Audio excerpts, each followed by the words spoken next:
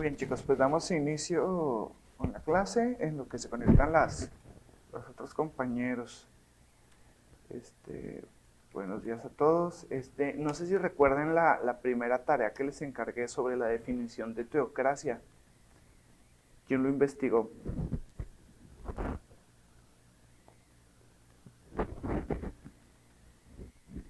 Cassandra, ¿nos podrías compartir tu definición de teocracia, por favor?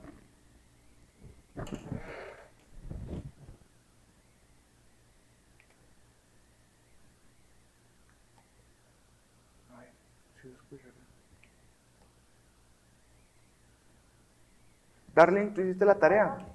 Buenos días. Ya sabía. A ver, dinos. Bueno, lo voy a hacer.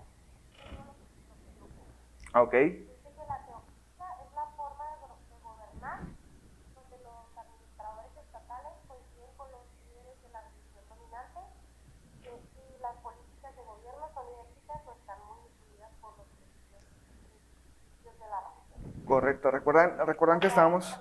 ¿Cómo? ¿Perdón? No, ¿qué nos ibas a decir?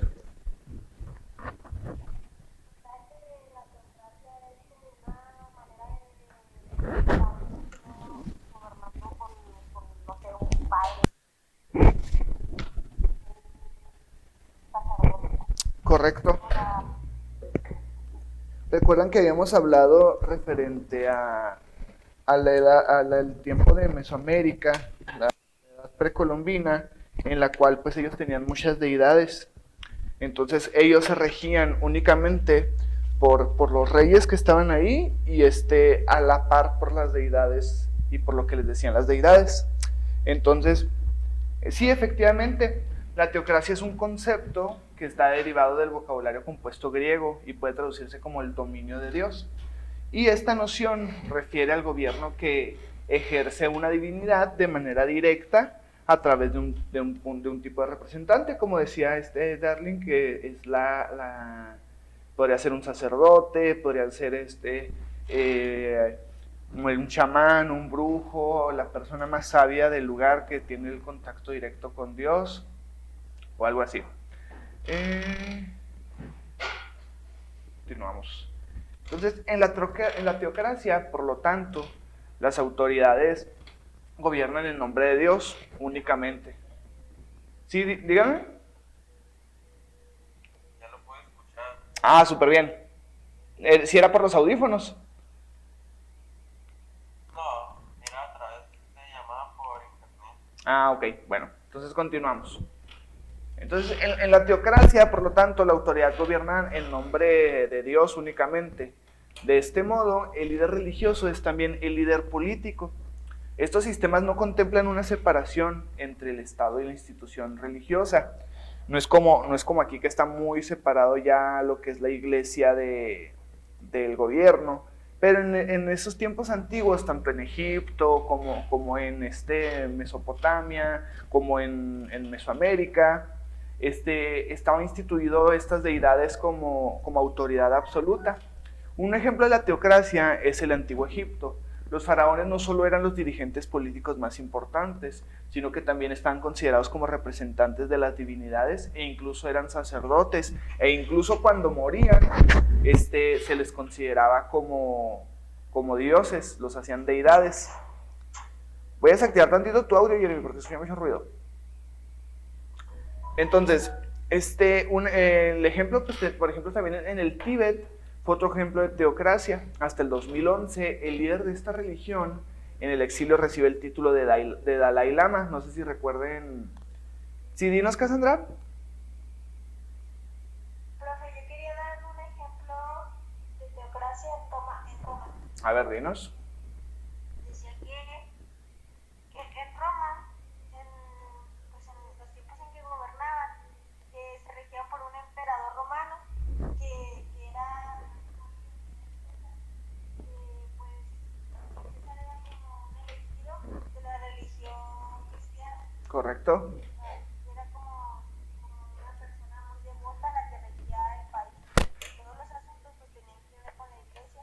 Y aquí estamos hablando ya cuando pasó todo o sea, cuando ya todos los dioses antiguos se destituyeron, para aceptar a Jesucristo como único Dios. Pero también hay que tener en cuenta que incluso antes de Jesús, antes de Cristo, también se le hacía mucho caso a las deidades, pero como que cuando pasó todo esto de la cristiandad, pues todavía mucho más. ¿Qué más investigaste, Cassandra? Pues ejemplos en Tíbet. Ok, mira, de hecho es lo que estamos hablando precisamente. El Tíbet fue otro ejemplo, y por ejemplo Dalai Lama fue uno de los representantes de la religión y líder de todo el Tíbet hasta el 2011, o sea, es relativamente poco. Se trata del máximo referente religioso y hasta el 2011 de la principal autoridad política. En dicho año, Tenzin Gyatso, el 14 Dalai Lama, tomó la decisión de declinar todos los cargos de político. Entonces ya es cuando se empezaron a tomar en cuenta que la política era referente a los políticos y no hacia un líder religioso. En el Vaticano, por su parte, es una teocracia que sigue en pleno funcionamiento. El Papa actual que conocemos es Francisco y es el jefe del Estado, además la autoridad máxima a nivel religioso. Como sabemos, el Vaticano se considera como un Estado privado totalmente. Además, la autoridad máxima a nivel religioso vendría siendo el Papa, tanto a nivel religioso como a nivel de Estado. Es importante tener en cuenta que en las teocracias no son democracias. El pueblo no elige a su representante. Las personas, por otra parte, no pueden postularse para representar a sus compatriotas, ya que las características principales de la teocracia es que los dirigentes no son más que emanaciones de Dios. Tal es el caso de cuando eligen a los papas o eligen a estos representantes religiosos, pues son incluso hasta a puerta cerrada. Tal es el caso que pues, nosotros ni siquiera tenemos, no nos toman en cuenta para elegir a un representante. Tal es el caso, por ejemplo, este representante del Vaticano no es solo del Vaticano, sino es un representante de la religión a nivel mundial. Es representante del Estado del Vaticano, pero también es representante del mundo en cuestión de la religión católica. En los gobiernos occidentales de la actualidad, si bien existen muchas particularidades y contradicciones, no es común que el Estado imponga la práctica de una religión. Tal es el caso de México, que tenemos ya separado lo que es la religión católica del Estado, no como antes. No es común que el Estado imponga la práctica de una religión. Los gobernantes deben garantizar a sus ciudadanos el cumplimiento de sus derechos y ofrecerle un constante desarrollo del país independiente de sus creencias. Con respecto al origen de este sistema teocrático, es necesario remontarse a las sociedades tribales más antiguas. Tal es el caso de los olmecas, de los egipcios, de la ciudad Caral, en Perú, que vamos a hablar ahorita más adelante, referente a la tarea que cargué. O bien poseían un poder superior al del jefe. Más tarde, en el Pentateuco, que significa los primeros 5 libros de la Biblia, que se atribuyen a Moisés, se habla de un sistema de características similares. Aquí estamos hablando de un sistema mitológico, no de un sistema meramente real. La teocracia que se presenta en el Pentateuco describe una casta sacerdotal, o sea, una comunidad, en este caso una tribu que se dedica de manera estricta a la práctica espiritual y al servicio de la religión. Los reyes de Israel, por su parte, son una institución posterior. Entonces aquí estamos hablando de no solo una doctrina regida por una religión o un estado regido por una religión, sino estamos hablando de un estado regido por una religión, pero que aparte vive y profesa externamente e intensamente lo que es la religión. Entonces, ¿cuál es el caso? Que la razón de vida de cada persona, aparte de servir a esa religión, es vivir para esa religión. Entonces, en sí no tenían una libertad pues, psicológica, estaban siempre infundados por religión, y no podían dedicarse a algo más, o no podían trabajar para algo más. Trabajaban, el carpintero del pueblo, ¿no? O sea, pues sí trabajaba para las casas y todo, ¿no? Pero todo ese dinero, y todo ese esfuerzo siempre se lo ofrecía a Dios, y sí, lo guardaba y él podía administrarlo, pero todo lo ofrecía a Dios, no era como que tenía otra mentalidad, no era permitido, no era bien visto decir estoy trabajando únicamente pues para mi propio placer, para mi propio beneficio. Siempre tenía que tener como que este ofrecimiento, esta retribución. Con el surgimiento del Estado en las civilizaciones más antiguas, comenzó a apreciarse esta particularidad y dualidad de poderes religiosos y políticos. Muchas veces estaban unidos, pero con el tiempo, delimitados claramente por medio de leyes y edificios, los templos y los palacios son un claro ejemplo del intento de contender. Cada poder en un entorno diferente. ¿Qué pasó? Aquí empezó más el rollo monetario, en el cual quien estaba arriba era el que tenía más beneficios. Quien estaba arriba de toda la jerarquía era el que tenía más beneficios. Entonces, ¿qué es lo que pasaba? Decía que los poderes tanto religiosos como políticos pues querían tener más construcciones, querían tener más bienes materiales, querían tener más dinero. Entonces empezaron a competir entre quién tenía mayores construcciones y todo esto. Aquí en México pues obviamente el cargo político aumentó y pues se destituyó la iglesia de la política. Entonces, con el surgimiento del Estado en las civilizaciones más antiguas, comenzó a apreciarse esta dualidad.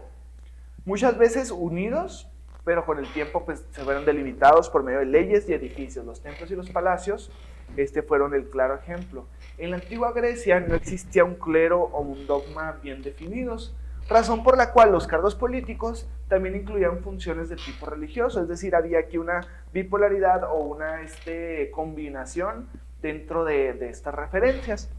En el Imperio Islámico, hasta el año 1924, fue abolido el califato otomano, que es decir, la figura de califa ejercía el gobierno máximo y al mismo tiempo representaba la jerarquía más alta del Islam, es decir, que era el príncipe de los creyentes, tanto el rey o el soberano de la ciudad. De todos modos, cabe aclarar que no lo reconocía el pueblo entero, sino el grupo de los musulmanes denominados sunis, el más numeroso de su comunidad a nivel mundial y caracterizado por su devoción a los hechos dichos y atribuidos al profeta Mahoma.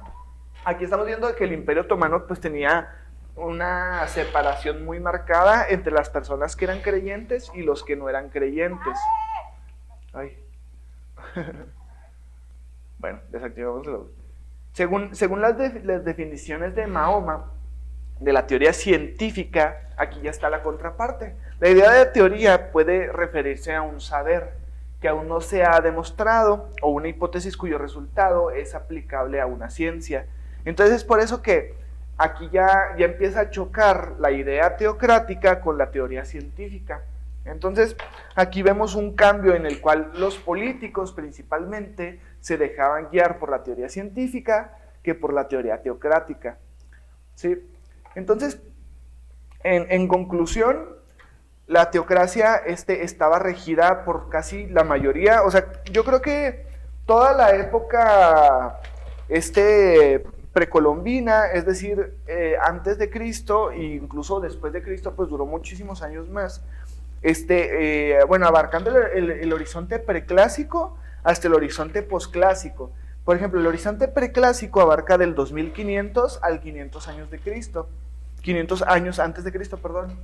El horizonte clásico del 200 antes de Cristo al 900 después de Cristo, y el horizonte posclásico del 900 después de Cristo al 1300. Entonces, en este sentido, tomamos en cuenta que nuestros antepasados o nuestras civilizaciones antiguas pues estaban regidas por un régimen teocrático.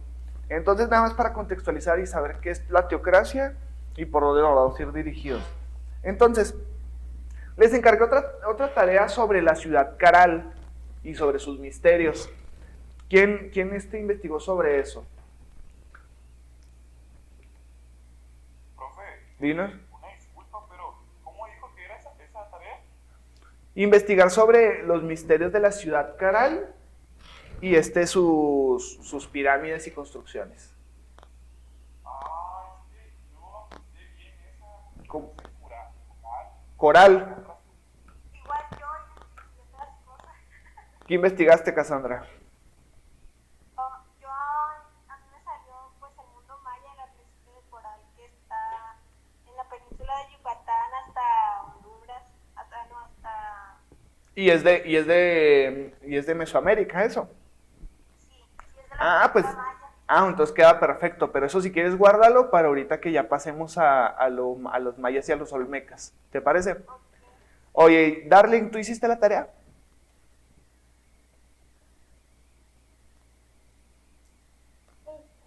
A ver, dinos.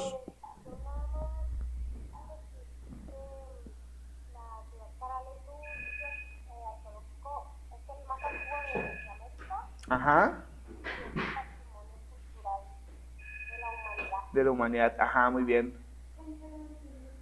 ¿Y qué más investigaste? ¿Solo eso? Hice las demás, menos Sí, eso, un porque poquito, no pero lo no. apunté bien. Bueno, si quieres empezamos con la ciudad Caral y luego ya pasamos con la otra tarea, Adrián, ¿sale? Para darle a esto. Entonces, la ciudad Caral, como nos comentaba nuestra compañera Darling, es la ciudad más antigua de América y su origen se remonta a 500 años de antigüedad. Su aparición coincide con el origen de otras civilizaciones milenarias, como Mesopotamia, Egipto, India y China. Entonces, mientras todas estas potencias y civilizaciones se estaban creando del otro lado del continente, en los otros continentes, pues, en Lima, Perú, totalmente apartado de toda conquista y de toda sociedad, más que ellos mismos, supuestamente, estaba la ciudad Caral. La ciudad Caral incluso se hizo muchísimo antes de la civilización olmeca, que la civilización olmeca la tenemos registrada como la más antigua dentro de Sudamérica, digo, dentro de Mesoamérica. Entonces, tal es el caso de que la ciudad sagrada se ubica en la provincia de Barranca, a 170 kilómetros al norte de la ciudad de Lima, junto al Áspero y Villama, que son lugares donde se desarrolla la cultura caral, en Perú. Sí, todo esto se desarrolló en Perú, que es parte de Sudamérica. Bueno, es parte de Mesoamérica y poquito de Sudamérica. Ahorita vamos a hablar sobre eso.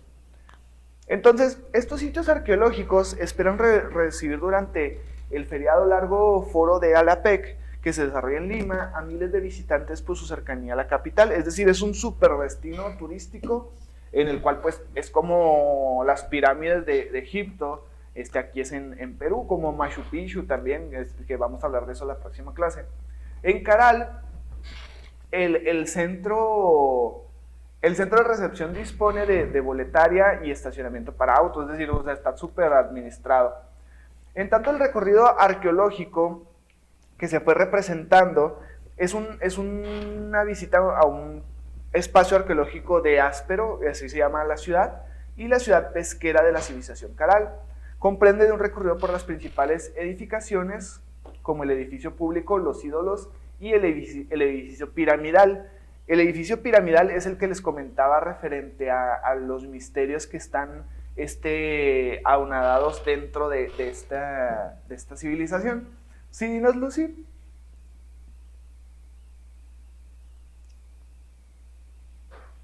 ¿Levantaste la mano? ¿No? Bueno, continuamos.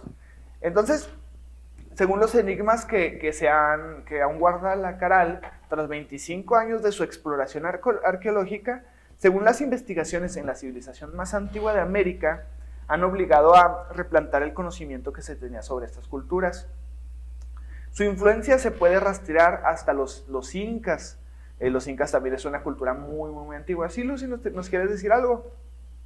Sí, nada más así comentarle rápidamente que en lo que yo investigué de Caral, decía que habían vestigios que se descubrieron donde la civilización de Egipto tenía que ver con la Caral, Ajá. de las pirámides. Qué raro, ¿verdad? ¿Y cuál es tu, o sea, por qué piensas que tuvo algo que ver la construcción de la civilización de la ciudad Caral con la egipcia? ¿Cómo tú le puedes dar una explicación tanto lógica como tu suposición? Bueno, algo de lo que yo vi es las similitudes de las construcciones. Ajá, ¿y cómo crees que se dio esa similitud?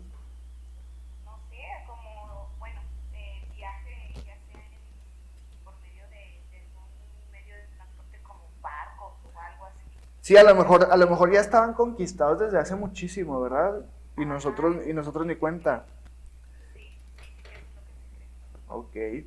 Adrián, ¿tú qué tienes que decir al respecto? ¿Cómo, perdón? ¿Tú qué tienes que decir al respecto? ¿Cómo crees que la ciudad Caral comparta el mismo tipo de construcción que Egipto? Ah, pues, pues, ¿cómo le explico? Este, De lo que pienses. pues yo investigué. Pero mira, nos decía Lucy que posiblemente, no, pero es lo que tú pienses, no lo que hayas investigado. O sea, por ejemplo, nos decía Lucy que posiblemente habían ido barcos egipcios hasta Caral, pero según antropólogos y pues topógrafos en general, decían que no se había construido aún barcos con la capacidad para navegar tantos kilómetros. Entonces, quitando eso de los barcos, ¿tú cómo piensas que se crearon esas construcciones con tanta similitud? Pues igual yo pienso porque yo ahí leí unas cosas, ya sean las pirámides de Egipto y así, Ujú. claramente dice que pues, con esclavos hicieron todo eso. Ajá. Llegó a la misma conclusión de que siguieron siendo esclavos los que hicieron todas esas construcciones. A lo mejor vendieron esclavos de Egipto hacia Caral y hicieron las mismas construcciones, ¿verdad? Pues sí, tiene sentido. Cuando Egipto se comenzaba a construir, las pirámides y los sumerios poblaban Mesopotamia y en la India crecía el comercio. La civilización Caral, 300 años a 1800 años antes de Cristo, florecía aislada del mundo en el Valle Supe en Perú. Tuvieron que pasar casi 5 milenios para que esta civilización, la más antigua de América, comenzara a revelar sus misterios. Ahora, 25 años del inicio de los trabajos arqueológicos, aún quedan muchas interrogantes respecto a Caral, cuya influencia se puede rastrear a las diversas culturas andinas, incluso en el Imperio Inca. A lo largo de estos 25 años hemos logrado recuperar y registrar 25 sitios arqueológicos en el Valle de Supe que pertenecen al proceso de civilización de Caral. Todos ellos no han permitido entender este proceso que inició 3000 años antes de Cristo, antes de la relación de la sociedad y la naturaleza, cómo llegó a su declive. Es uno de los misterios más grandes. Explica el comercio el arqueólogo Plinio Guilén, jefe del campo de la sede Caral, que los huesos, se les llama que los huesos hablan, es el título de este escrito. Los edificios monumentales, las figurillas de sacerdotes, los instrumentos musicales ya han revelado mucho sobre la vida de Caral. Sin embargo, hay mucho por explorar, o sea, aún existen muchísimas civilizaciones que no se han descubierto, tanto en México como en Perú, como en todas partes del mundo. Los arqueólogos y demás profesionales que elaboran en la zona continua las excavaciones con el objetivo de hallar entre las cosas los cementerios, pues los restos óseos pueden brindar mucha información respecto a la vida de los antiguos habitantes, es decir, tanto su alimentación, su ropa, cómo murieron, y todas estas cuestiones. El hallazgo de los cementerios nos permitirá realizar un análisis más específico sobre esta población. Si bien la arquitectura y demás restos que ya hemos encontrado nos han dado muchísima información, pero los exámenes físicos en los cuerpos, nos mostrarán cómo eran físicamente, qué enfermedades tenían y cómo los trabajos que realizaban afectaban a sus cuerpos. Tal es el caso de muchas cuevas en los cuales se encontraron restos humanos en donde decían, ay, pues ya sabemos cómo murió tal persona, esta persona fue asesinada, esta persona murió por tal enfermedad, se le quebró tal hueso, estuvo en una batalla. Entonces es bien, bien importante la búsqueda de estos huesos dentro de los vestigios o dentro de las investigaciones de los arqueólogos. Entonces, pues se decía que era una sociedad muy compleja. Desde 1994, los trabajos liderados por la arqueología han permitido entender que esta civilización llegó a tener un complejo y un sistema muy organizado y tenían importantes conocimientos de ingeniería, astronomía y arquitectura, al igual que todas las civilizaciones que estaban a la par dentro de estas fechas. Debemos reconocer que el mundo andino desarrolló una ciencia de un principio y esta ciencia permitió mejores condiciones de vida para la población. O sea, aquí ya estamos hablando de que ellos no tuvieron, o sea, los estudios revelan que no tuvieron contacto con ninguna otra civilización y que ellos revelaron y develaron su ciencia desde cero, o sea, desde nada. Pero las construcciones, las pirámides, son bien similares. En casi todo el continente americano, los lugares que tienen pirámides son bien parecidas. No son picudas como las de Egipto. Son como que con escalones, con escaleras, y se utilizaban mucho para sus rituales. Son bien parecidas. Caral se mantenía a través de la pesca, la agricultura y el comercio con poblaciones asentadas en la selva, la sierra y en zonas de los actuales países de Ecuador y Bolivia. La guerra, como sucedió en otras culturas milenarias, no fue un ejemplo que permitió el desarrollo de Caral. La región andina se pobló hace más de 12.000 años, pero Caral explica el inicio de la complejización de las sociedades. La influencia de Caral en la cultura andina. La organización social y otros elementos culturales de las culturas andinas provienen de Caral. Según la investigación del equipo Shadi, obligó a replantear algunas ideas ya establecidas respecto a innovaciones que se creían administradas. Los geoglíficos, la cooperación comunal y el intercambio comercial a grandes distancias registraban e informaban a través de quipus, que es decir, que lograran entender la importancia de las construcciones, sus ciudades en sus zonas y que no podían ser afectadas por fenómenos naturales. Trabajaban en armonía con la naturaleza, lo cual se mantuvo en las siguientes culturas y que abundan Guillén, es decir, no construían arriba de la naturaleza, construían alrededor de la naturaleza, por lo cual sus construcciones estaban protegidas por pasto, por árboles, y no hacía que los desastres naturales afectaran directamente o afectaran a gran escala sus construcciones. En Caral tenemos los más antiguos geoglíficos de la arquitectura, que son las pirámides escalonadas, que respondían muy bien a eventos sísmicos, lluvias, etc. El más antiguo quipu, que demuestra que tenía un manejo estadístico complejo, que probablemente se usó en la construcción detallada. También se halló una maqueta en el sitio arqueológico El Molino, que muestra que hubo una planificación en la arquitectura y buscaban el ordenamiento total del lugar donde vivían, como lo harían después los incas adoptaron esto directamente. El fin de Caral no es el fin de la cultura andina, sino demuestra que las formas son las que cambian, pero los principios de adaptación al medio y organización continua inca pues seguían. Una lección actual: los trabajadores de Bishama han mostrado que un cambio climático ocurrido hace 1800 años afectó todo el valle de Supe, lo cual causó el declive de la civilización Caral. Solo un cambio climático, pero fue demasiado extremo. Esto ayuda a entender cómo los cambios climáticos afectaron en el pasado a las poblaciones. Una lección que se vuelve actual debido a las situaciones del planeta. La investigadora afirma, además de que, por ejemplo, ahorita en la actualidad hemos estado teniendo cambios muy bruscos en cuestión de temperatura. Hemos estado teniendo, por ejemplo, el invierno ahora es más corto, o sea, hace menos, aquí en Chihuahua al menos, hace menos frío, o sea, un periodo más corto de frío, y un periodo más largo de calor, o un periodo más largo de frío y un periodo más largo de calor. Entonces todos estos cambios climáticos pues nos están alertando, nos están avisando sobre cambios a gran escala que pueden ocurrir en algunos años. No sabemos si en 5 o 10 años o en 100, 200 años. No sabemos en cuánto tiempo, a lo mejor no nos va a tocar, pero el mundo está en constante renovación, en constante cambio.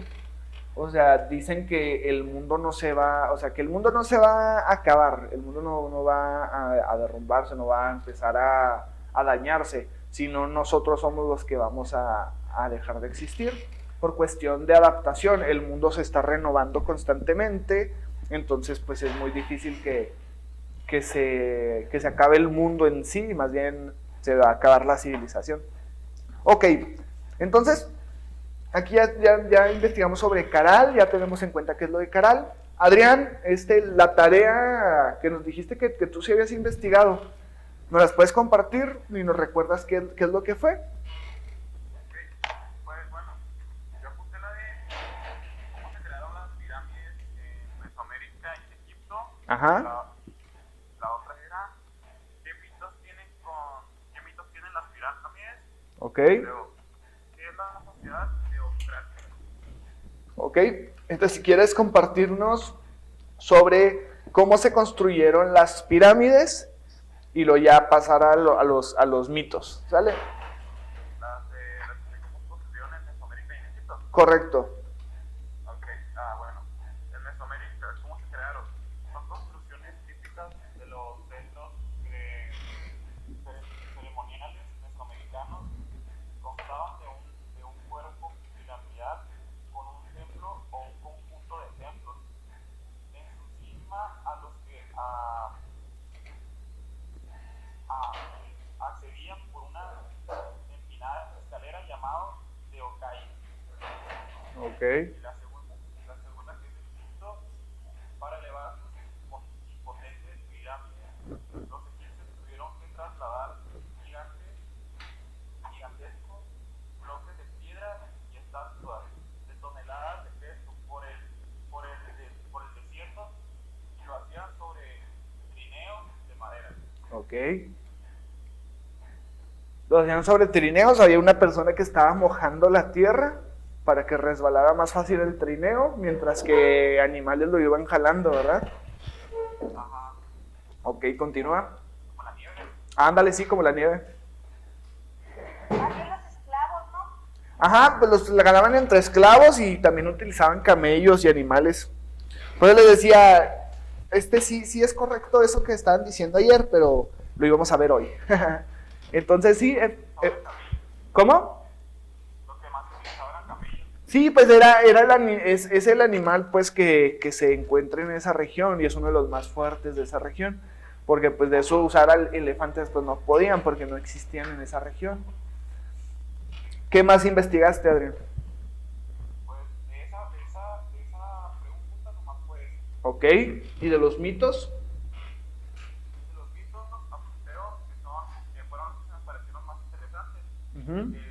Ya que en las pirámides realmente eran tumbas donde eran tumbas, pero nomás ocultaban a la gente importante. Ok. Pero eso no es un mito, eso sí está comprobado. Sí, o sea, eso que nos estás diciendo, sí, o sea, las pirámides en verdad eran tumbas de faraones y ahí ponían los restos de personas muy, muy importantes.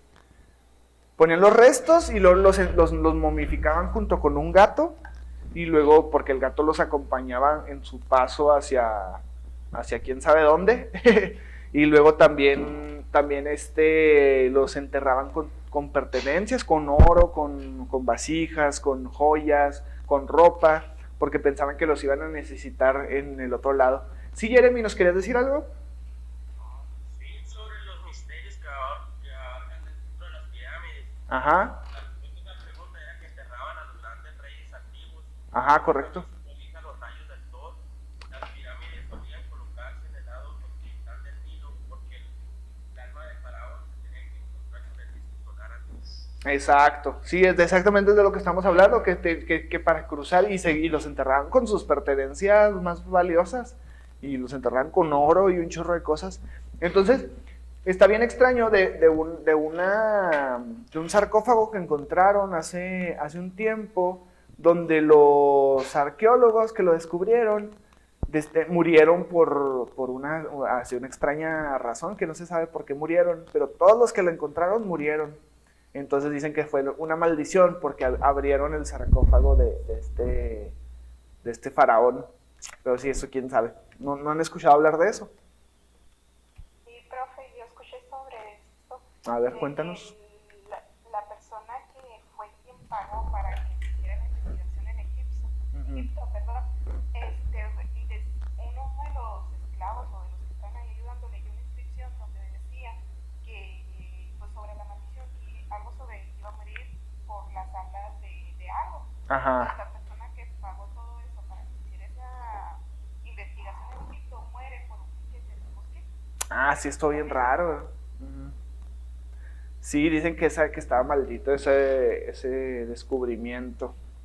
Oye, no, ¿cómo, Adrián? De verdad, sí es cierto toda esa leyenda de que si abres una tumba tiene una maldición. ¿Me estás preguntando o estás diciendo? No, le estoy preguntando. No, pues quién sabe. Pues a lo mejor sí, ¿no? O sea, quién sabe.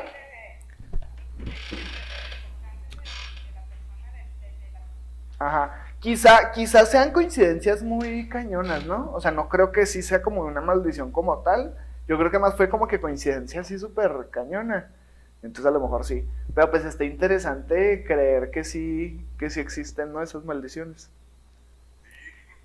Oye, ¿y qué otros mitos encontraste referente a las pirámides, Adrián? Pues bueno, la segunda pues, fue normalona, que esta la construyeron como almacén para esta persona que lo hizo, se llama José Virrey de Egipto. Ajá. Este de arriba erigió para almacenar el grano recolectado durante los 7 años de Ok. cereal, o sea que supuestamente la construyó como almacén para guardar animales ahí. Órale. Y aquí va a ver, únicamente la construyó como almacén. Ya. O sea, ¿y guardaba animales vivos o muertos para comer? Vivos. Ah, caray, ¿y para qué los guardaban? Pues por la sequía porque por 7 años iba a haber de sequía en alimentos. Órale. Entonces los dejaban vivos y luego ya los sacaban para matarlos. Ajá, Ah, ok. está raro eso. Sí, está extraño. Pues yo creo que se morían, ¿no? Ahí adentro. Oye, Lucy, ¿y tú qué otro mito investigaste o qué otro mito nos conoces que nos quieras compartir? Bueno, pues pues en México, de que algo de que de creían que habían viajado, habían bajado, perdón, unos dioses, Ajá. eran una especie de dioses, pero gigantes, Ajá. que fueron quienes ayudaron a la construcción de las pirámides. Pero aquí en México. Sí, aquí de México, en la del Sol.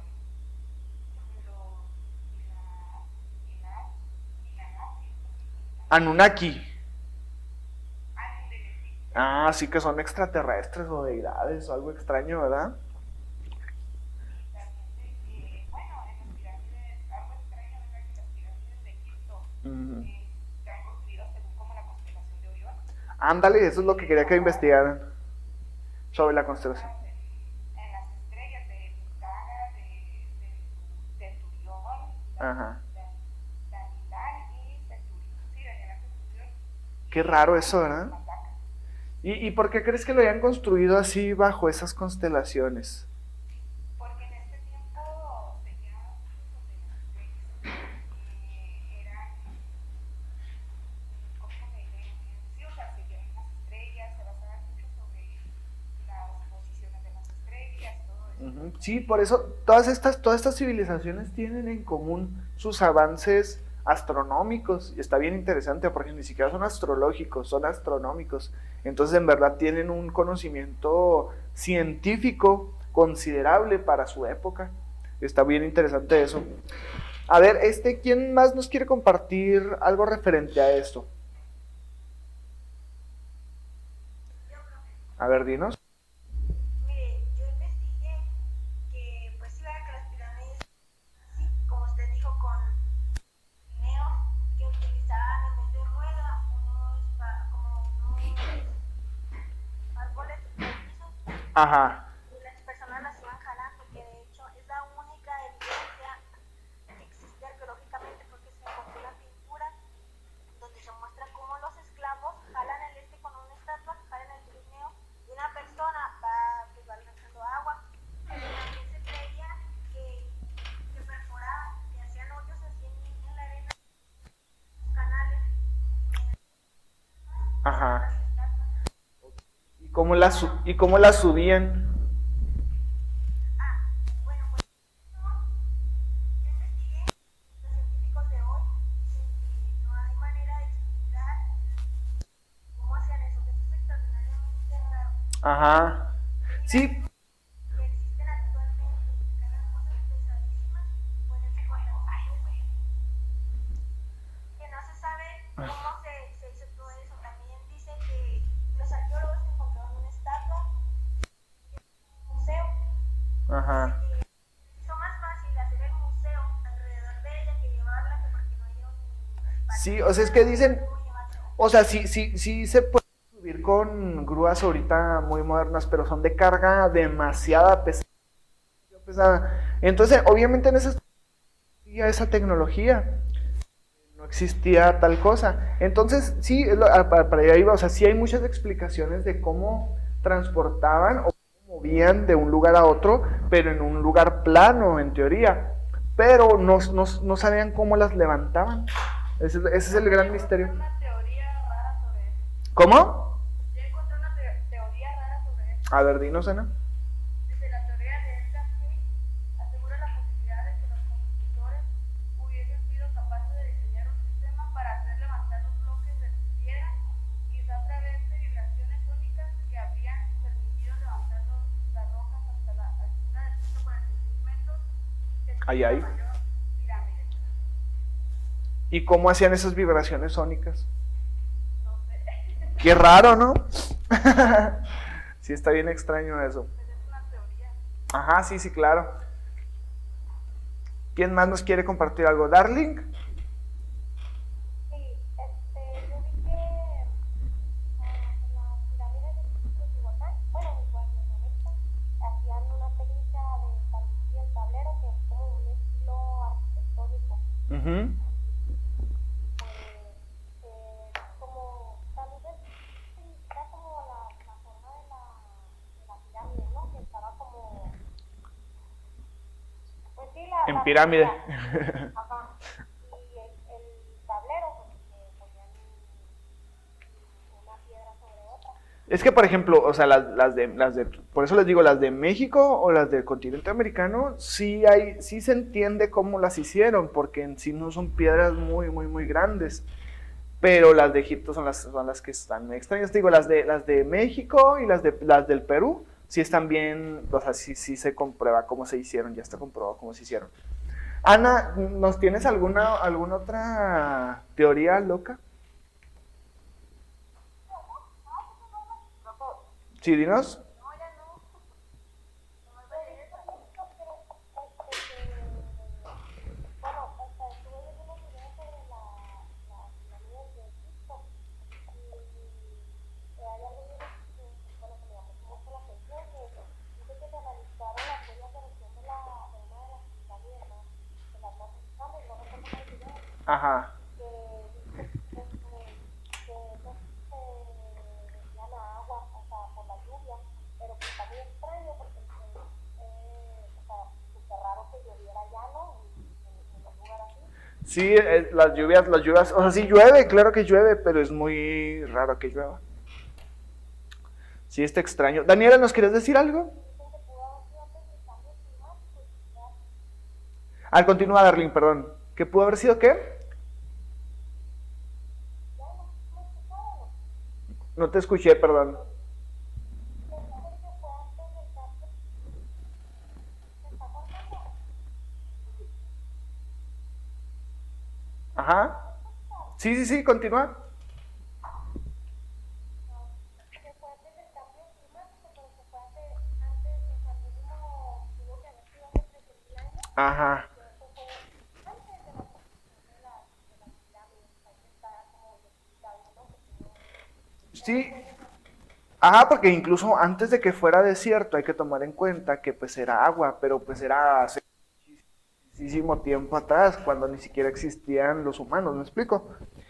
Entonces sí está muy, muy extraño eso, pero bueno, está interesante conocer todos estos mitos y estas leyendas y estas... Daniela, ¿nos querías comentar algo?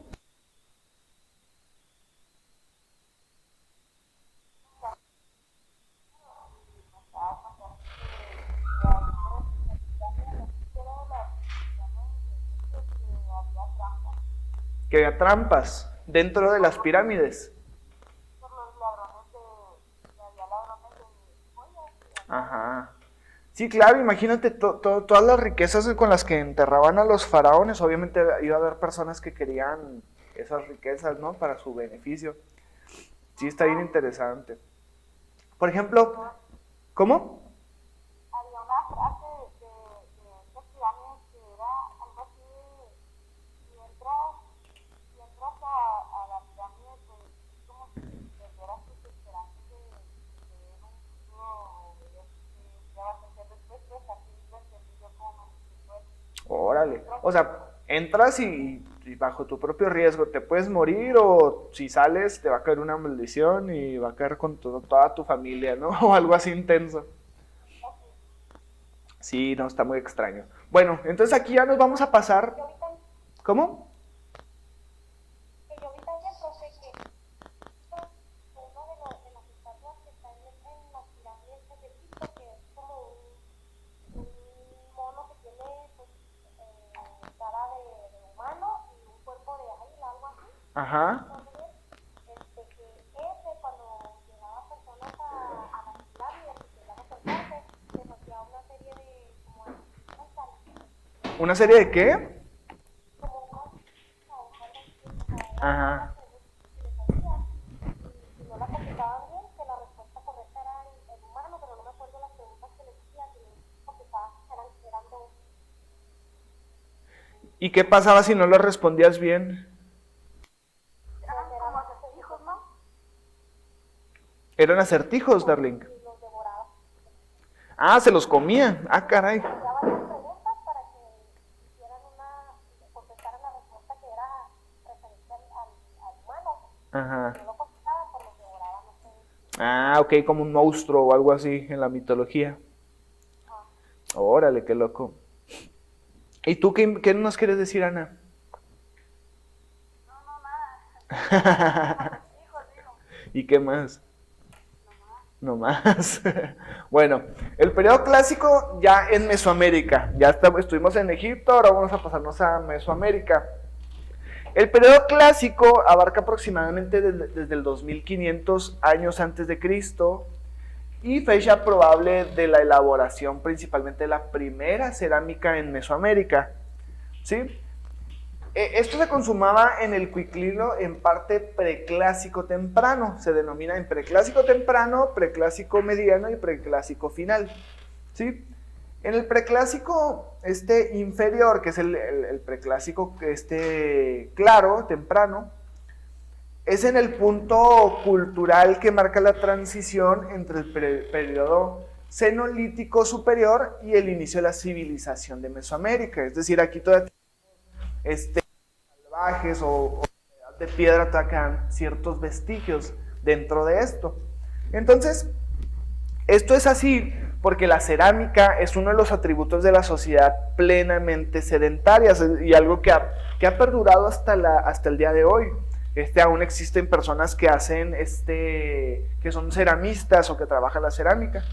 En el caso de Mesoamérica, se estima que la producción de cerámica debió comenzar entre los siglos XXI y entre los siglos XV y entre los siglos XVI, antes de Cristo, o sea, hace muchísimo.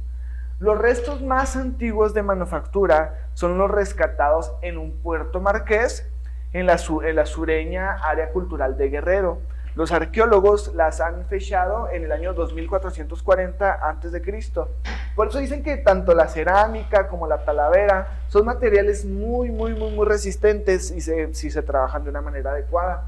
O sea, para que duren 200 años, desde 200 años antes de Cristo hasta la actualidad, y que los hayan encontrado hace poco, es que es un material súper resistente.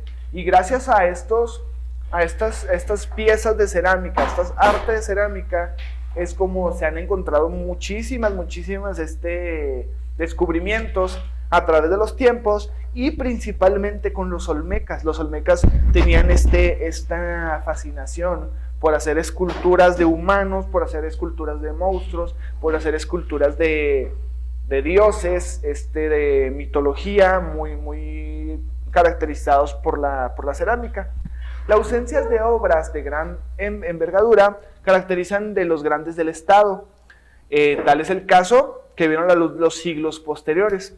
Es decir, indica que las sociedades del preclásico son igualitarias. Esto no quiere decir que todos los individuos fuesen iguales, sino que las sociedades simples, como debieron ser las mesoamericanas, en esta dialéctica época se encontraban organizadas sobre la base del parentesco, la división sexual del trabajo y la jerarquización con base en grupos de edad. Es decir, aquí no existía de que yo soy el rey y yo les mando y ya, sino aquí sí existe un líder como de manada, pero también existían las mujeres, hacen tal cosa, los hombres hacen tal cosa, los niños de tal edad a tal edad pueden hacer esto, ya pasando esta edad, pues ya pueden ir a cazar, ya pueden ir a la guerra, ya pueden batallar, las mujeres a tal edad ya pueden concebir hijos.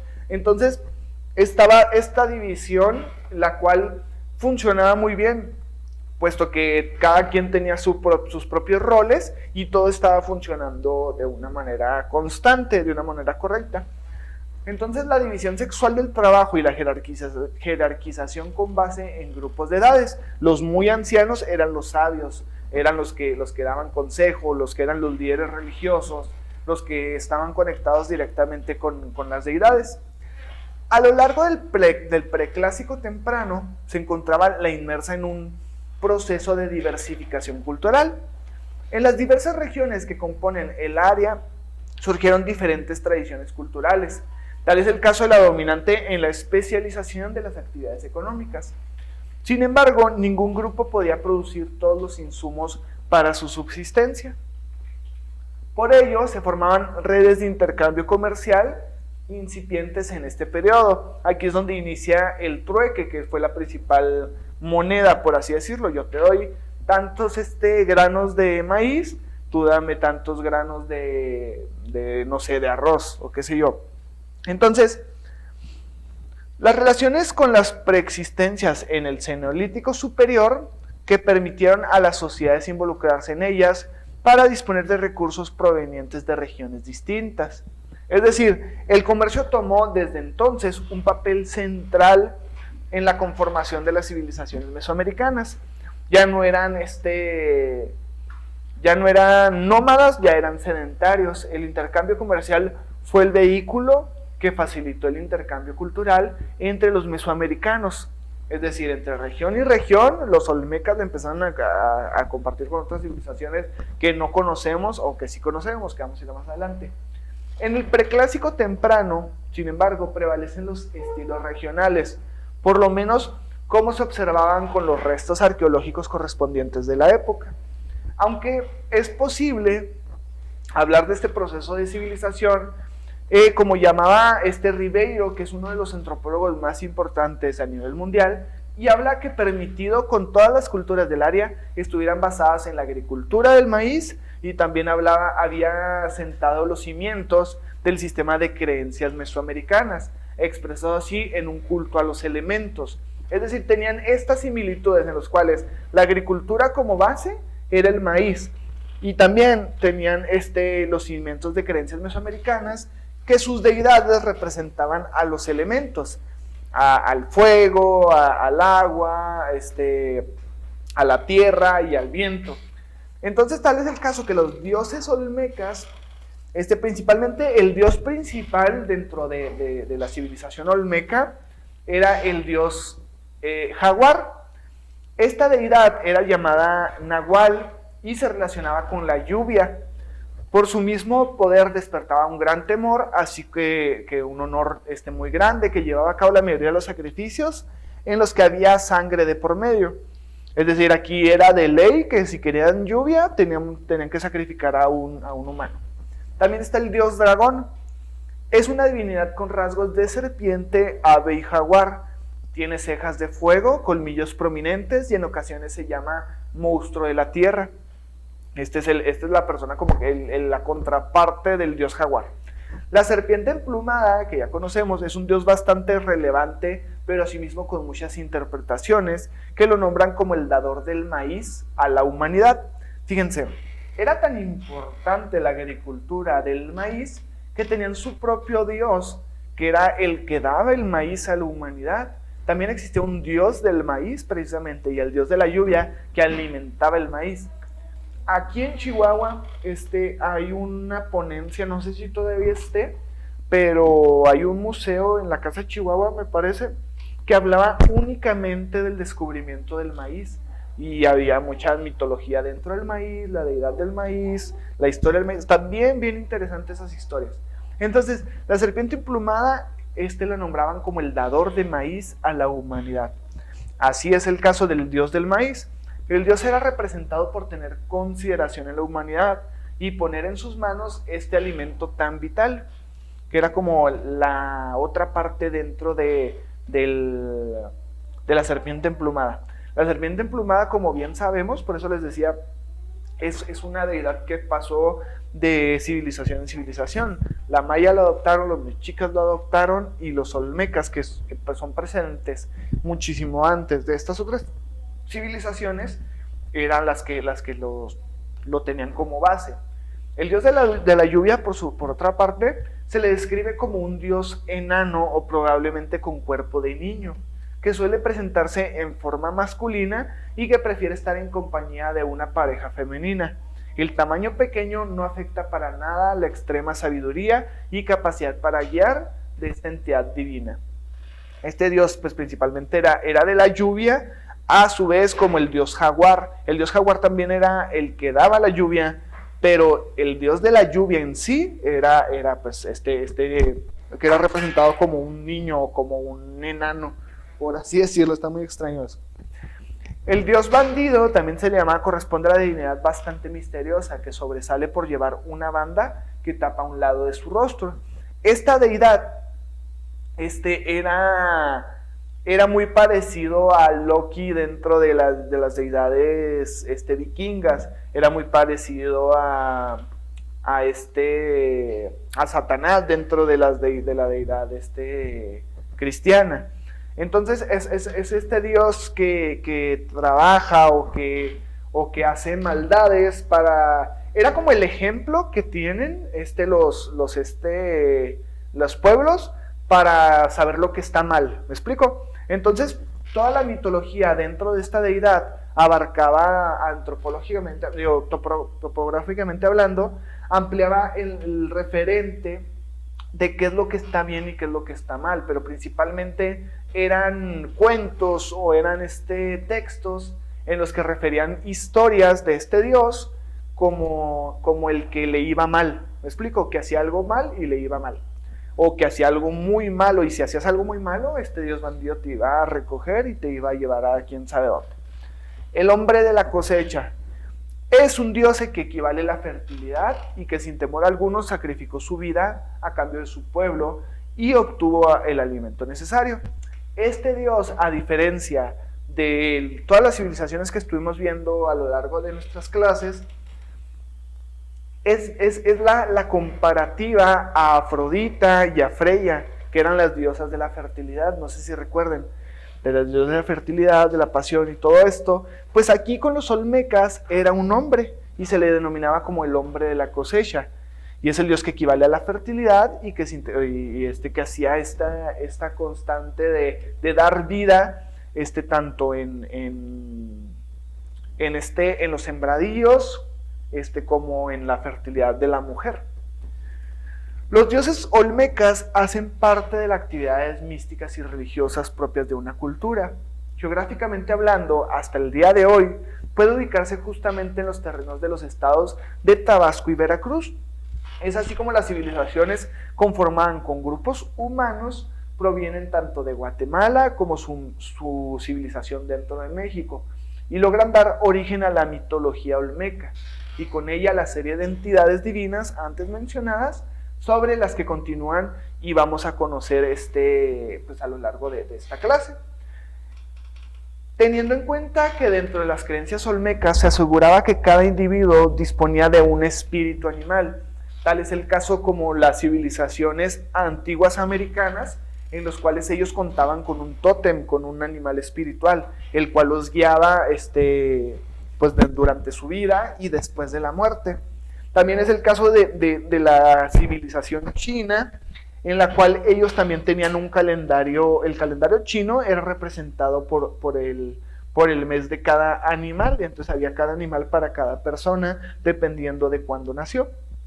También había una civilización, no recuerdo si era de México o de alguna parte del continente americano, en el cual cuando nacía, de hecho hay un libro que se llama El Diosero, no sé si han escuchado hablar de ese libro, entonces en el cual había un Juan Bicicleta, así se llamaba esa persona, se llamaba Juan Bicicleta porque en esa cultura,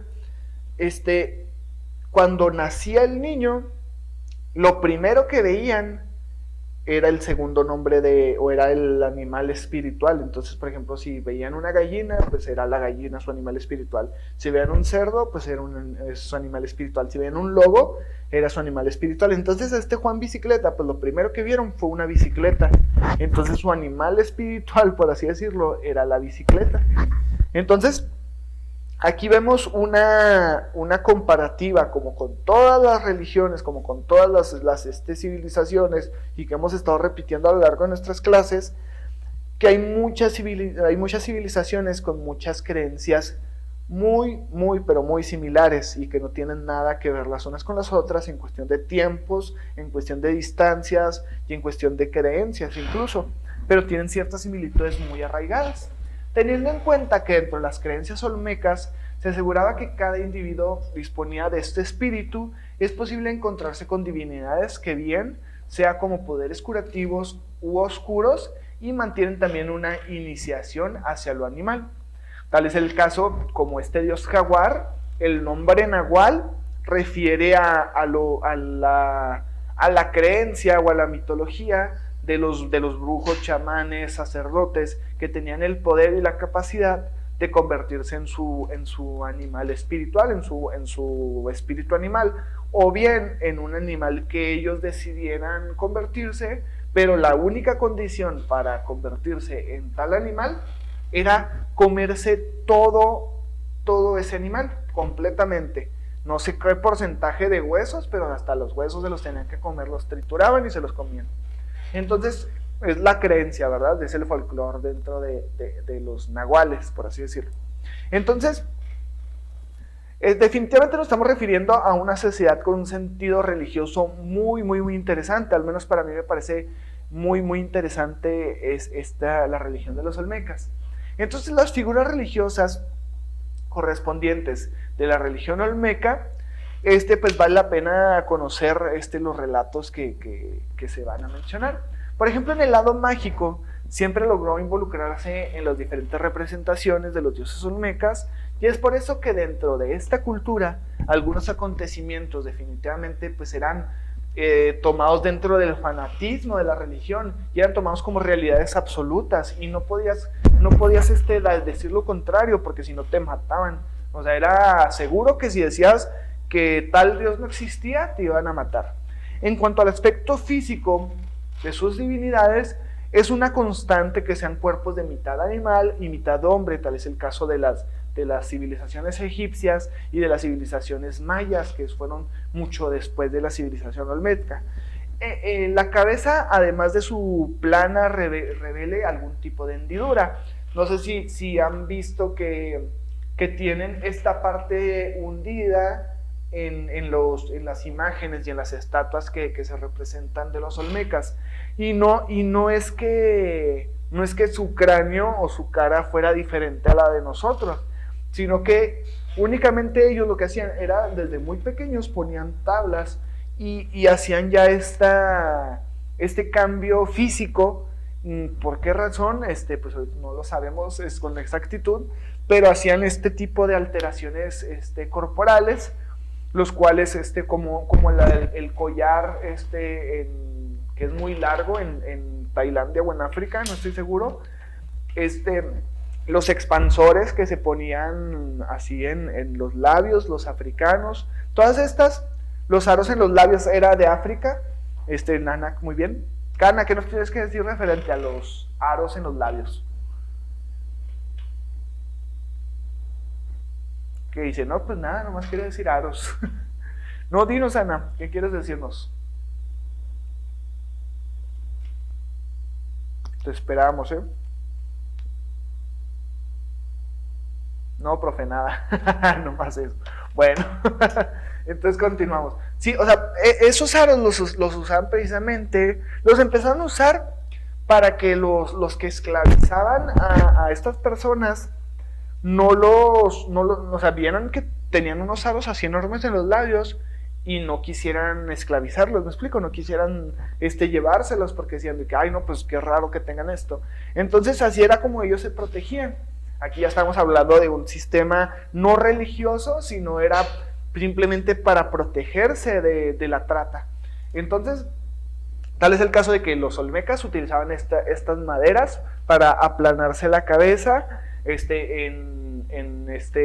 los aros en los labios, los aros en los cuellos, que para tener un cuello muy largo. En China también estaba esto de que desde niños se ponían, a las niñas se ponían zapatitos de chiquititos, ¿no? Y que el pie perfecto era como de 7 centímetros, algo así muy intenso. Entonces pues se les rompían los huesos, se les deformaban los pies, porque desde muy chiquitos tenían los zapatos así pequeñititos y no se los quitaban por nada del mundo, y eran de madera o no sé qué material era, un material bien resistente que no hacía que creciera tu pie de una manera correcta. Entonces los propios sacerdotes y chamanes dentro de esta cultura asumían que los dioses se comunicaban de forma directa con los gobernantes, así que este era el motivo por el que estos personajes se les concedía tanta prioridad dentro de esta sociedad. Aquí retomando el sentido teocrático dentro de la cultura olmeca. Ciertamente, los elementos naturales siguen siendo algo perseverante para la constitución de las historias donde participan estos dioses. Es allí donde les describe como figuras casi monstruosas que gracias a sus inagotables poderes salen victoriosos de cualquier situación.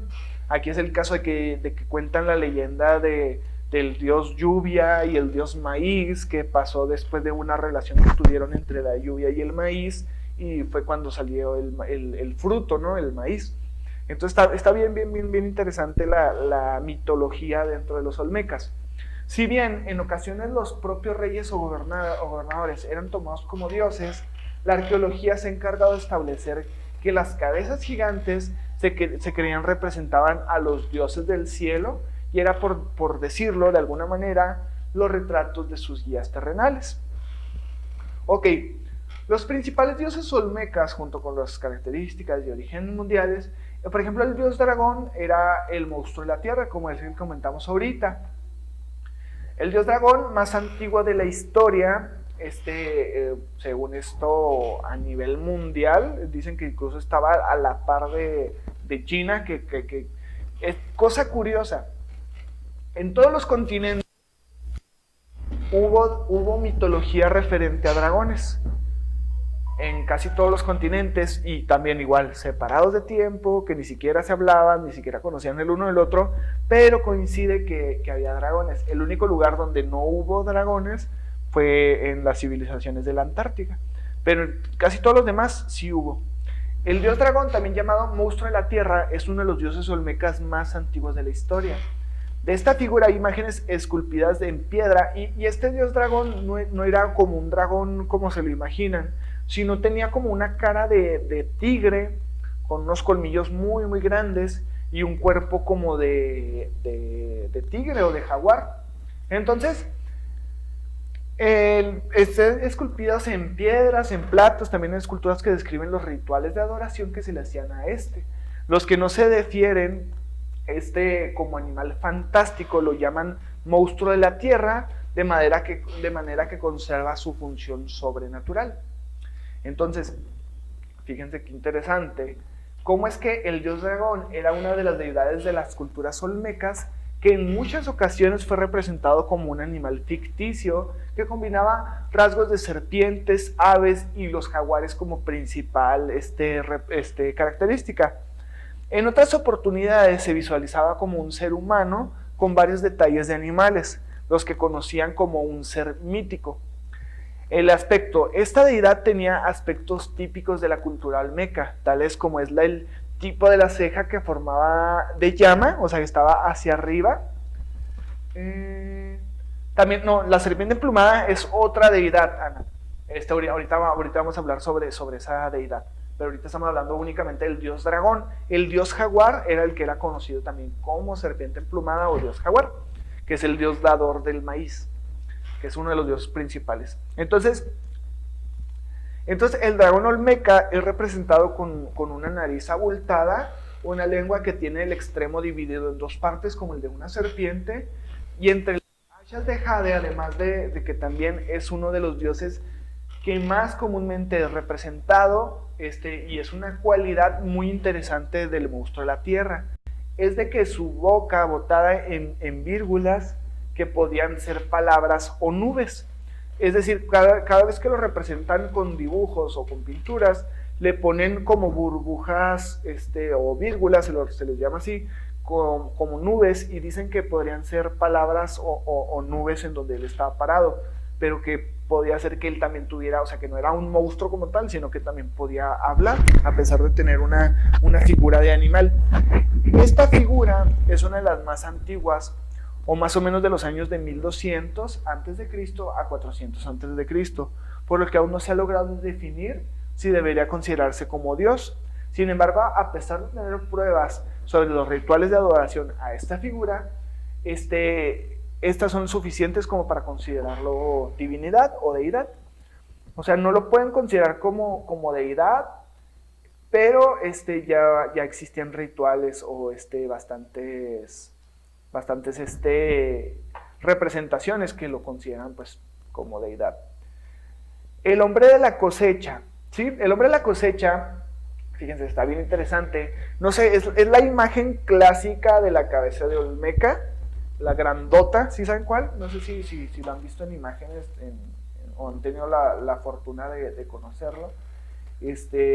Al menos yo pues únicamente lo he visto por internet. Si hablamos del hombre de la cosecha, cabe destacar que los olmecas fueron un pueblo que se desarrolló durante el periodo preclásico y que sostuvo una gran influencia tanto en el punto de vista social como en el punto de vista mitológico. La mitología mesoamericana es bien padre. Si quieren conocer más de esta cultura, pues vamos a hablarlo si gustan en las siguientes clases.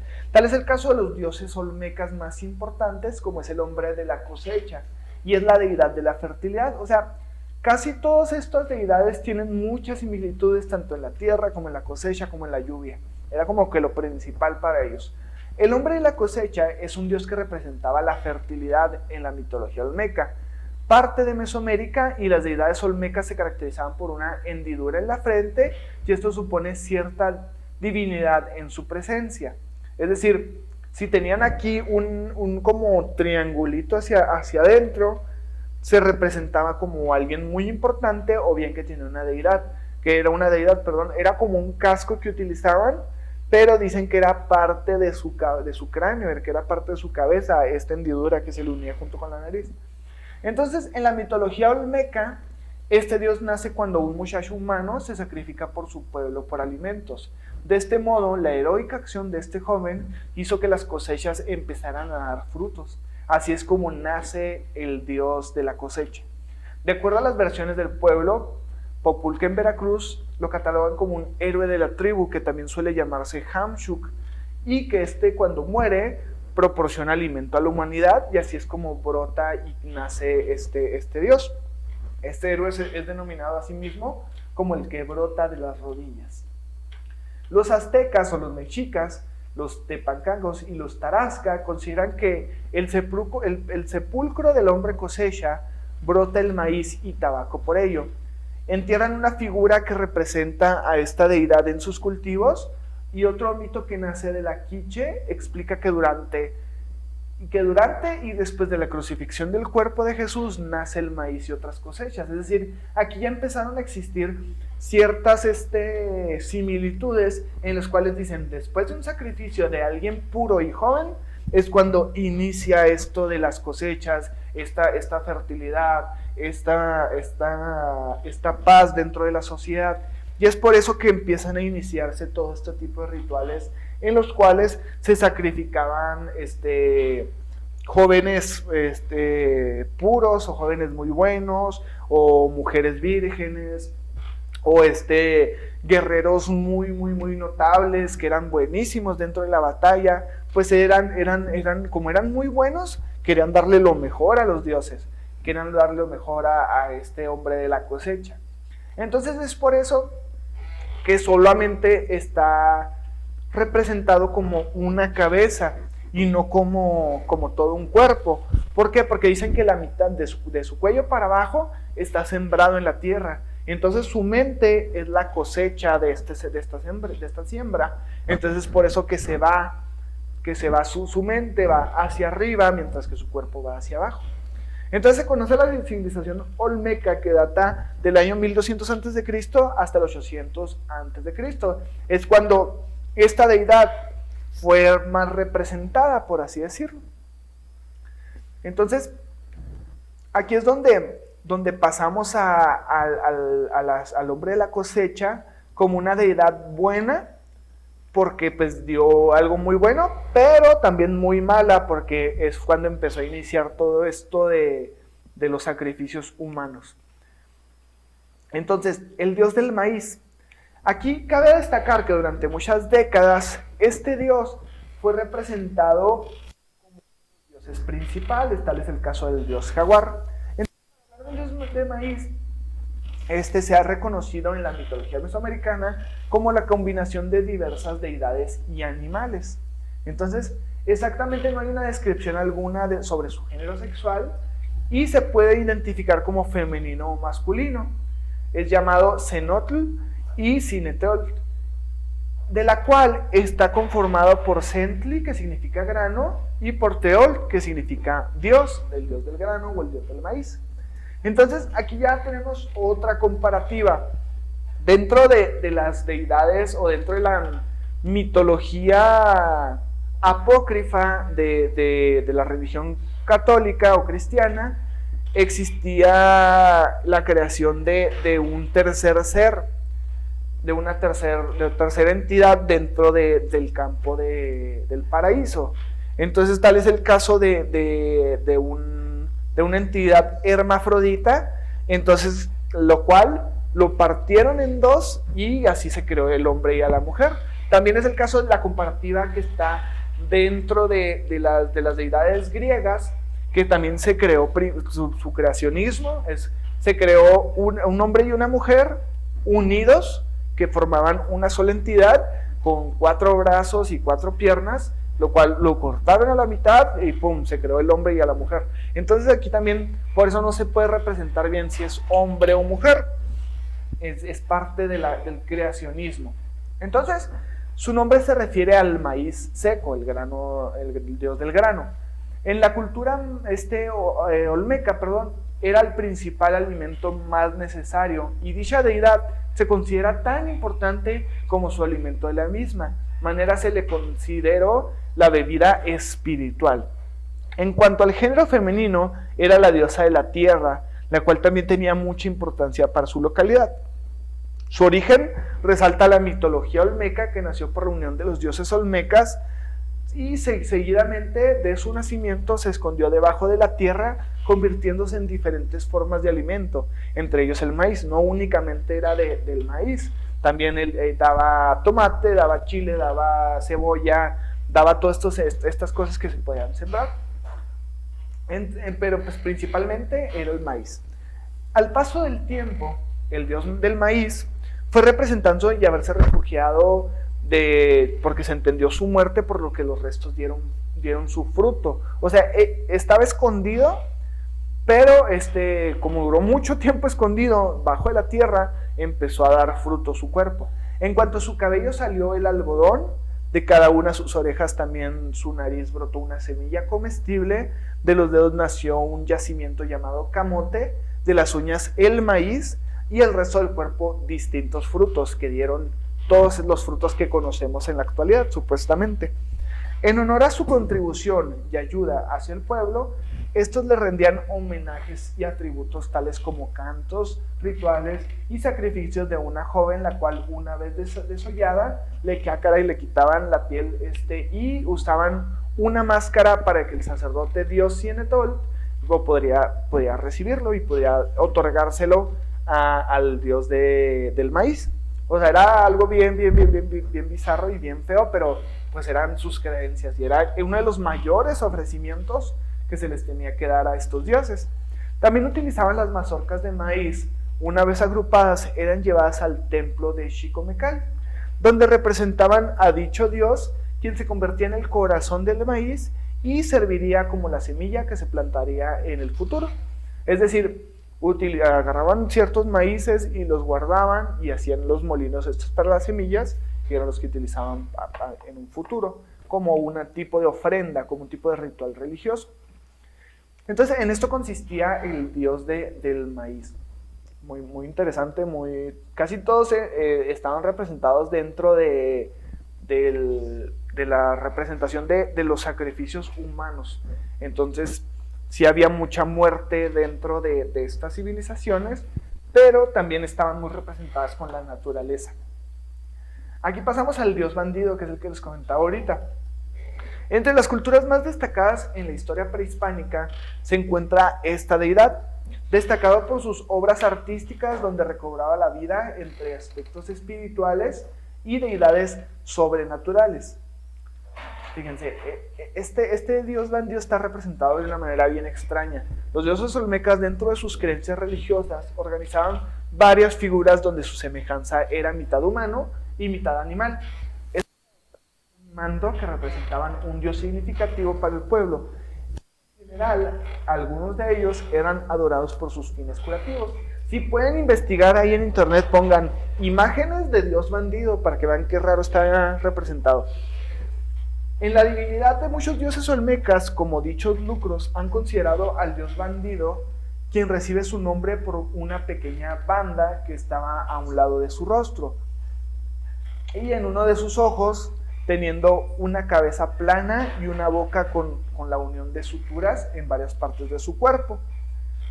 Según esta cultura, los aportes culturales de los dioses olmecas se han considerado e identificado por sus monumentos y pirámides de aspecto misterioso, teniendo ceremonias en los yacimientos de San Lorenzo, La Venta y Tres Zapotes. Estos lugares dieron origen a la economía y al liderazgo religioso dentro del futuro de la humanidad, o fueron los que dieron vestigio o lo que dieron pie a que la cultura económica dentro de México diera frutos.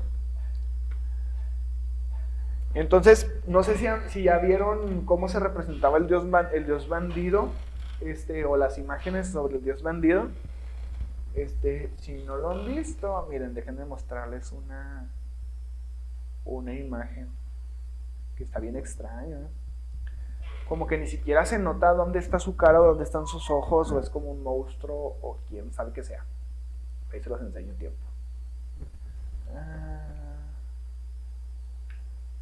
Fíjense, entonces, de igual forma, este dios, esta deidad, dio representación a la cultura. ¿Sí lo viste, Ana? ¿Y qué te pareció? Está bien extraño, ¿no? Está sentado como de rodillas. Ajá, sí, es que como que está muy extraño, ¿no? No, es que ese es uno. Mira, no sé si lo alcancen a ver. Ese es el otro. Ese es como que el principal. Sí, está como que sentado de rodillas o algo extraño, ¿no? Está sentado como de rodillas. Ajá. Es que está muy extraño, eso es como que una forma rara. ¿Está sentado? ¿Cómo? No lo entiendo. Ah, ya. Pero este es el dios bandido, el que les acabo de enseñar. ¿Ese es el que tú dices, Ena? ¿O tuviste otro? Porque hay otra representación, pero ese sí es el que está sentado. Pero ese... Parece como parece como una serpiente, ¿no? Y como si estuviera de lado. Ajá. Pero ¿por qué dices que está sentado, Ana? No entendemos. ¿Ustedes sí le entienden que está sentado? ¿O cómo la ven? Yo no. Al menos yo no. Bueno, continuemos. Es que a mí me salió, busqué la imagen y ya uno estaba sentado con las rodillas así como recogidas. Ajá, te salió pero este es otra deidad. ¿Te salió ese? No. ¿Cuál te salió? A ver, pon tu cámara y muéstranos, a ver si lo puedes mostrar. O enviarlo, ahí lo puedes enviar. Hay un apartado de archivo y puedes enviárnoslo. Sale. Bueno, por mientras continuamos en lo que nos manda Ana, esa deidad que encontró, a ver cuál es. Y aquí ya pasamos al que nos comentaba precisamente nos lo comentaba Ana, que es sobre la serpiente emplumada. Entonces, la serpiente emplumada es una de las deidades más conocidas dentro del folclore mexicano y se adoptó en muchas culturas, tanto en los mayas como los olmecas lo adoptaron muy muy bien, que es Quetzalcóatl, ¿sí? La serpiente emplumada es una de las ruinas más conocidas de la cultura mexicana y fue la de los dioses olmecas, la cual está ubicada en la zona de la costa del Golfo de México, al norte del Tabasco y del sur. Entre sus dioses destacaron el dragón, la serpiente emplumada. Es que uno es el dios dragón y otro es el dragón de la serpiente emplumada. ¿Me explico? Son como dos deidades diferentes. Entonces, a las que los llamaron los dioses mayas, los llamaron Kukulcán, en el caso de los toltecas, y retrataban a la serpiente emplumada como Quetzalcóatl. Entonces, los toltecas lo adoptaron como Kukulcán, los mayas como el dragón de la serpiente emplumada, y los dioses olmecas como serpiente emplumada. ¿Sale? Está bien extraño. Y Kukulcán los llamaron también los mayas, y en el caso de los toltecas, Quetzalcóatl. ¿Sí? Entonces, con sus creencias mágicas, lograron que los pueblos de América Central consideraban lo que los rodeaba mantener importancia a los seres vivos, las cuevas, los manantiales, los árboles, las montañas, donde hacía un vínculo entre el cielo con la tierra, dando lugar al espíritu. Es como el dios de la vida, es como el dios que permite que todo esté coincidiendo en armonía. Entonces, por eso que fue tan representado en todas estas culturas. Ahora bien, estos dioses están representados por especies de animales, y tal es el caso como una serpiente combinado con un ave, combinado con un cocodrilo y algunos insectos, donde a su vez podían combinar sus aspectos en mitad animal y mitad hombre, dando orígenes a sus poderes. Tal es el caso de la serpiente emplumada, representada por todos estos animales antes mencionados. Fue originada en Mesoamérica. Fíjense, a ver si les puedo enviar esta imagen de la serpiente emplumada para que la vean.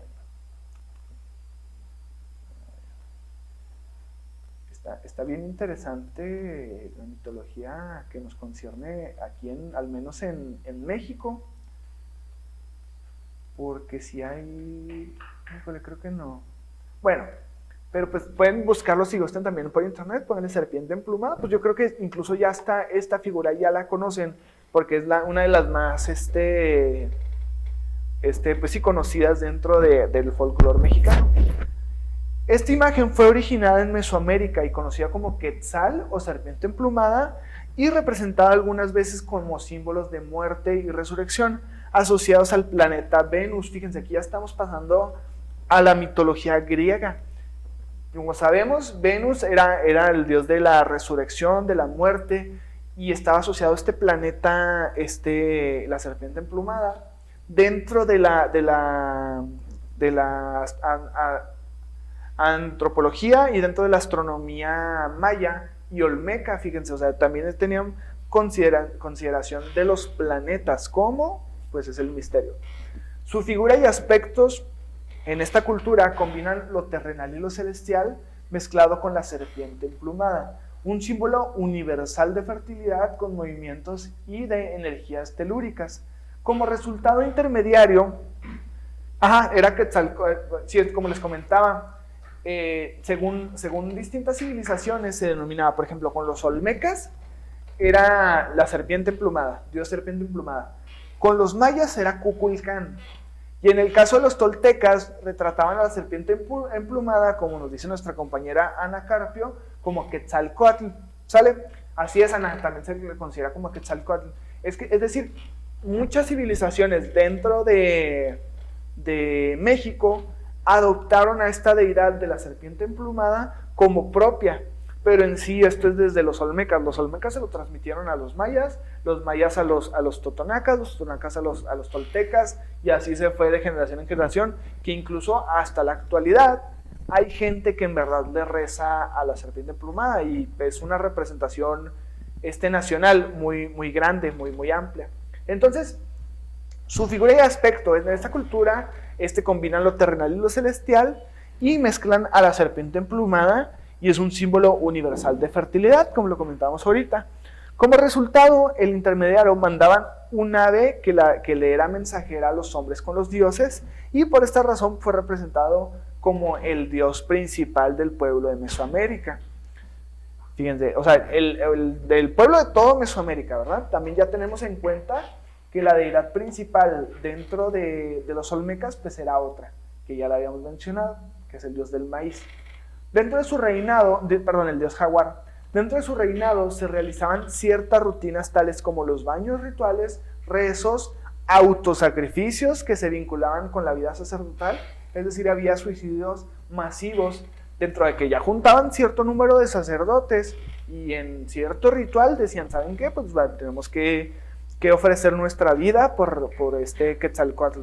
Entonces estaba bien denso eso. Era de que se juntaban varias personas y autosacrificio, vámonos. Jeremy, ¿quieres decir algo? Ok, continuamos. Entonces, uno de sus rivales o su antagonista era Tezcatlipoca. En consecuencia, uno de sus rivales era Tezcatlipoca, llamado el espejo empañado y conocido por su naturaleza guerrera. También era un dios, pero era un dios de oscuridad. Al mismo tiempo, el cielo nocturno era por donde él navegaba. Otro de sus rivales era Huitzilopochtli, el ruiseñor adivino, feroz dios de la guerra. Y ellos representaban la fuerza del bien y del mal, uno el artista y el otro el devastador.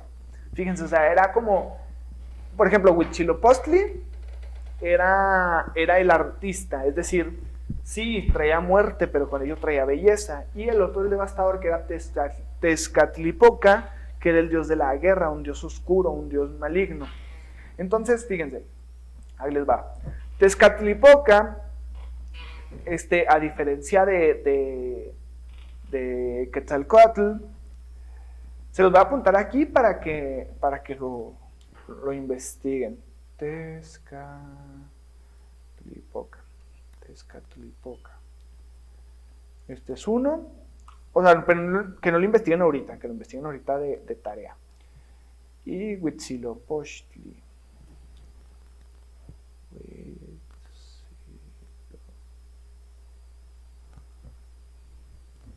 Hablando de Huitzilopochtli, hay un restaurante, no sé si sigue abierto o si solo esté para llevar, por el canal rumbo al release, que se llama Huitziloporky, y está bien gracioso el nombre y me acordé, y está muy rico, se los recomiendo. ¿Si has comido ahí, Jeremy? No te escucho, ¿te escuchas bien?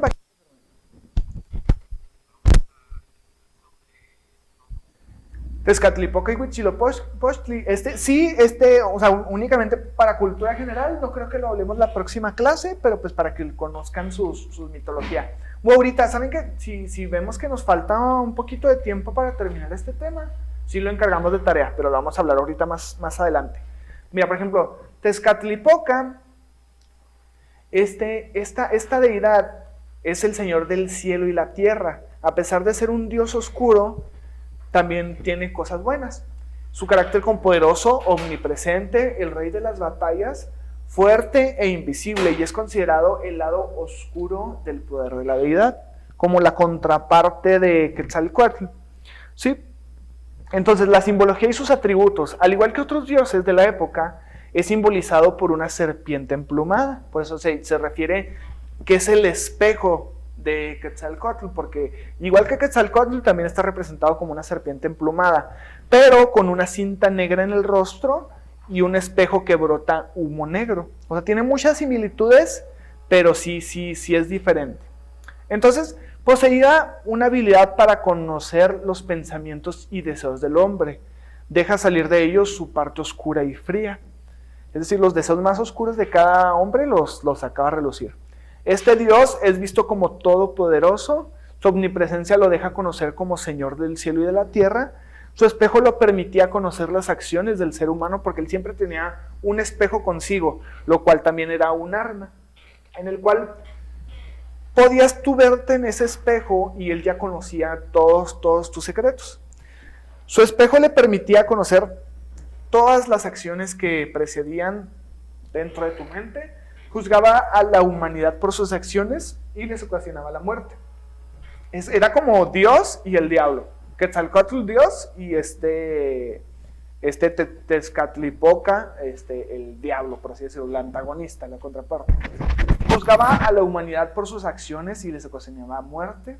Era tramposo y cambiaba de forma a su conveniencia. Tal es el caso de la comparativa. Es bien parecido a Loki. Loki también modificaba mucho su apariencia corporal y hacía todo este tipo de caos dentro de las deidades.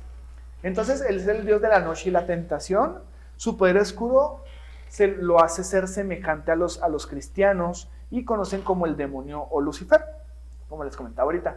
Finalmente, las características de este dios dejan ver lo señalado por la mitología cuando refiere que siempre estuvo en una lucha constante con su hermano Quetzalcóatl, porque eran hermanos todavía.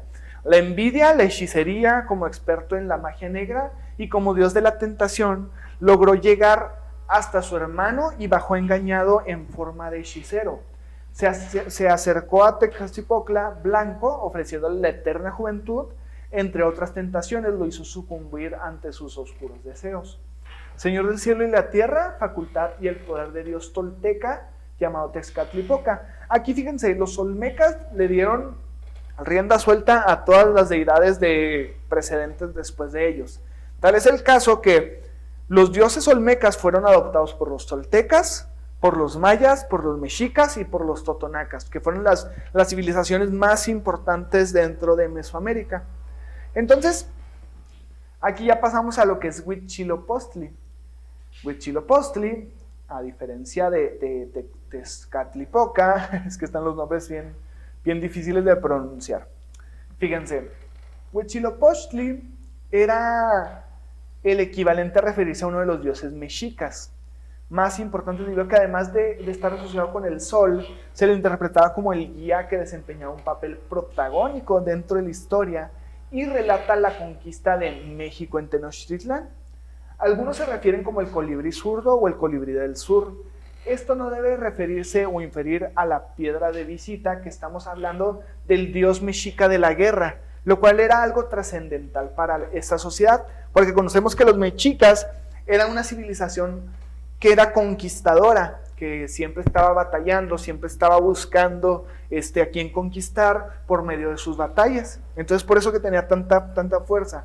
Por eso ahorita dijimos que mientras que Tezcatlipoca, era llamado un dios de la guerra y oscuro y maligno, Huitzilopochtli era el artista, mientras que Tezcatlipoca era el devastador. Porque aquí estamos viendo lo poético dentro de la guerra, dentro de algo muy malo, pero lo estamos viendo como algo positivo, como algo estamos conquistando, estamos creciendo, estamos enalteciendo a nuestros dioses. Debido a que su culto y devoción fueron tan notorios para este pueblo, resulta vital conocer un poco más sobre esta deidad mexicana.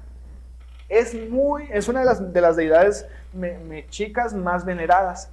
Se dice que cierta vez, mientras la diosa Coatlicue, que es la madre de Huitzilopochtli, se encontraba limpiando, descubrió una pelota de plumas que reposó sobre su pecho y en ese instante quedó embarazada.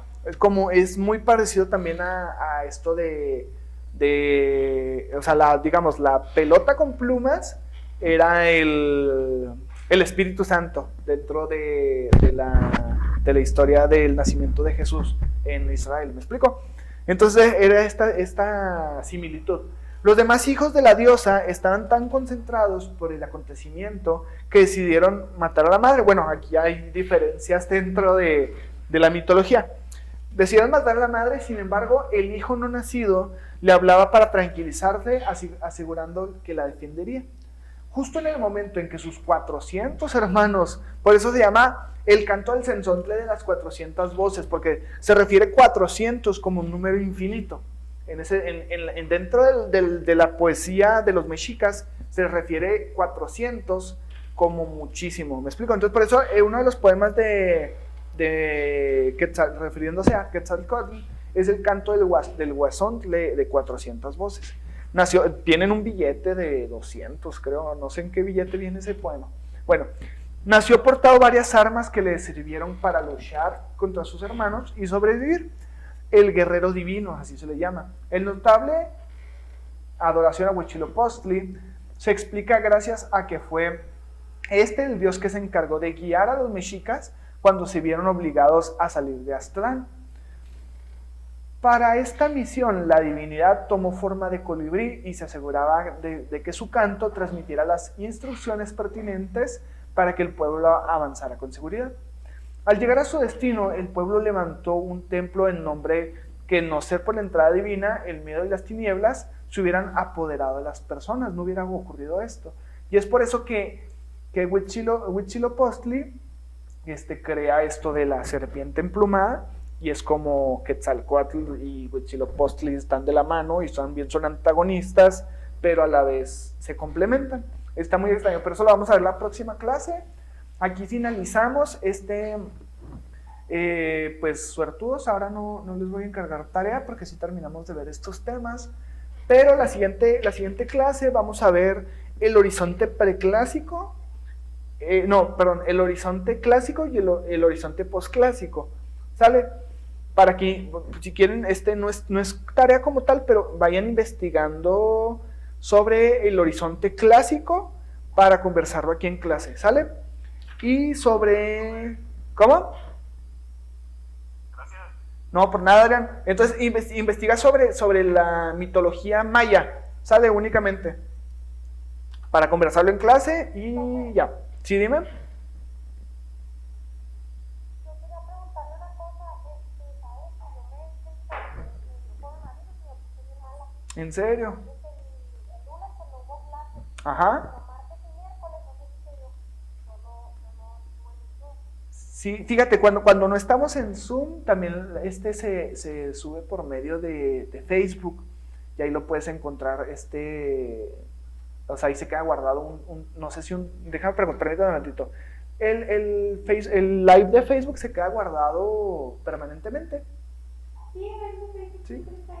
Ok, si gustas retomar la clase, ahí está en el live de Facebook, ¿sale? Pero ahorita yo tarde ya lo voy a tener disponible también en la plataforma. Ajá. Por ahí.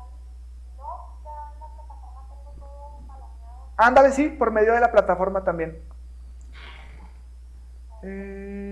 Yo creo que sí, o sea, ahorita ya regresó Sol que nos está apoyando con lo de la plataforma, y ya voy a pasarle trabajitos para que se lo suban, ¿sale?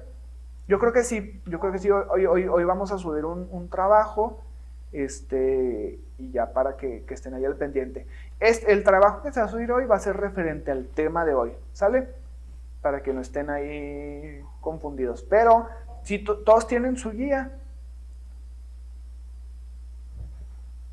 Sí, recuerden que es importante adquirir la guía para hacer estos trabajos, ¿vale? Bueno, entonces les agradezco su atención y pues ahí vamos a estar pendientes con las tareas. Y pues si pueden adquirir su guía estaría muy bien, ¿sale? Ahí se comunican con Sol para esa información, ¿sale? Bueno, pues